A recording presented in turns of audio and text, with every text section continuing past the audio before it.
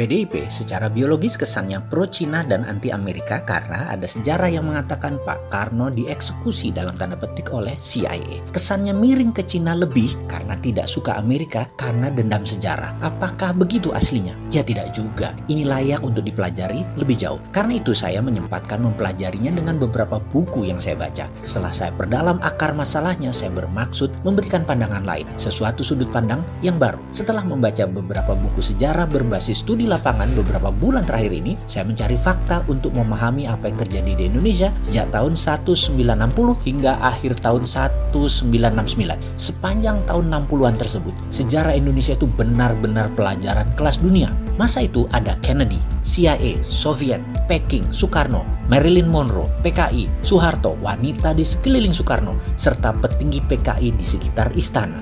Serta banyak lagi drama di tahun 60-an tersebut menarik sekali. 3 buku saya habiskan dalam waktu 2 bulan kemarin. Setelah membaca, saya pun menganalisa, sehingga saya rasanya punya pendapat lain melihat sejarah dan realita terhadap apa yang terjadi terhadap Presiden Soekarno. Kita semua tahu bahwa globalis mulai menunjukkan tariknya di dunia di sekitar tahun 60-an tersebut, yaitu ketika mereka diusik kenyamanannya dalam hal kendali transaksi terhadap dolar, di mana mereka yang memegang dunia perbankan dan cara pembayaran menguasai Federal Reserve Amerika. Mereka memiliki kemampuan dan akses untuk mencetak uang sekalipun, dan mereka bisa. Mereka swasta loh ini. Berkali-kali saya mengatakan Amerika itu negara swasta karena memang kuat sekali swastanya, dan mereka itulah para globalis cabal. Ketika Kennedy memiliki platform baru, yaitu akan mencetak greenback by gold atau dolar negara Amerika yang dicetak berdasarkan jaminan underlying emas, maka ini ancaman bagi globalis cabal. Untuk itu, Kennedy memerlukan Indonesia. Ada perjanjian yang menguatkan rencana besar itu. Perjanjian tersebut membawa Indonesia ke kancah internasional, di mana Indonesia di tahun 60-an adalah memiliki kekuatan militer terkuat di selatan Khatulistiwa. Benar, Indonesia adalah kekuatan terkuat di bumi bagian selatan waktu itu dan atas banyak bidang termasuk ekonomi, yaitu rupiah. Pak Karno ada di tengah rencana besar dunia akan menerbitkan dolar versi negara dalam tanda petik Amerika, di mana ketika Amerika akan mencetak uang, mereka memerlukan jaminan underlying emas. Untuk itu Kennedy meminta jaminan emas Indonesia sebagai salah satu bagian dari underlying dolar terbit, yaitu dolar baru versi Kennedy. Perjanjian di Jenewa yang bernama Grand Hilton Memorial Agreement yang ditandatangani oleh Presiden Kennedy dan Presiden Soekarno menjadi salah satu tonggak besar sejarah dunia. Tetapi globalis cabal yang terancam kendalinya punya skenario lain.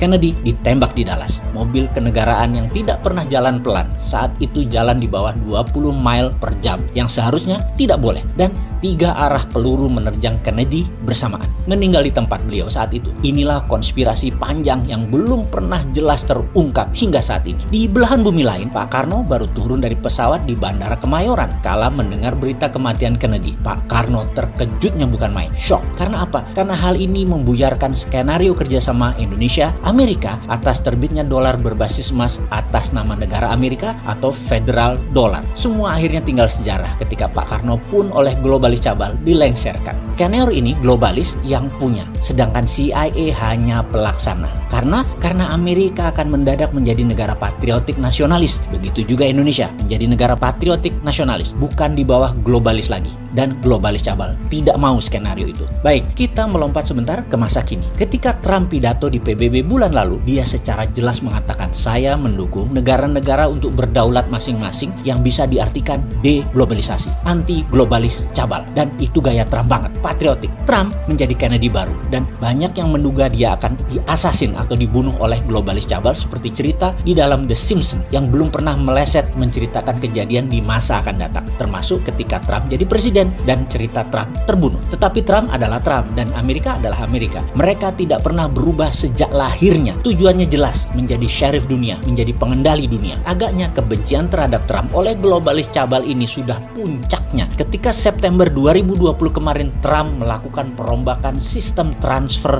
dolar. Kita beri catatan sebentar ya terhadap Trump sebagai pengingat, dan ada strategi yang layak ditiru untuk membuat Amerika negara berdaulat dan superpower. Juga kalau kita berani berani tiru bisa membuat Indonesia berdaulat. Pertama, kalau Trump jadi presiden Amerika, jabatan keduanya dia akan menggunakan emas sebagai underlying dolar. Kemudian Federal Reserve Amerika sudah berada di bawah Kementerian Keuangan, tinggal dikuatkan lagi di masa jabatan kedua. Ingat ya, kita juga berkali-kali sejak beberapa tahun yang lalu kalau kita dapat mandat, BI kita bubarkan, jadikan Dirjen Moneter di bawah Kementerian Keuangan. Agaknya ditiru Amerika terlebih dahulu ya. Oke, belagu juga ya si Sontoloyo ini pamer-pamer. Oke, kita lanjut. Lalu, Trump lakukan apa September 2020 kemarin? Swift transfer dolar, perusahaan network transfer money antar negara yang berpusat di Basel, Switzerland, tidak dipakai lagi. Penguasa keuangan dunia globalis cabal Rothschild mulai meredup sejak 2500 tahun yang lalu berkuasa, dan mereka termasuk yang sangat marah terhadap Trump. Oleh Trump, diganti dengan kuantum komputer yang dikembangkan oleh pemerintah Amerika yang telah digunakan oleh banyak bank sentral dan Fed sebagai lending konsorsianya. Inilah perang sesungguhnya saat ini. Globalis cabal di belakang Demokrat dan Tiongkok melawan Amerika patriotis nasionalis di bawah Trump. Ada yang menarik, kesadaran bernegara Amerika lagi tinggi-tingginya sehingga beberapa pendekatan pidato Biden-Kamala terpaksa harus menirunya, yaitu agar tidak ketinggalan zaman. Biden-Kamala juga ke arah patriotisme jualan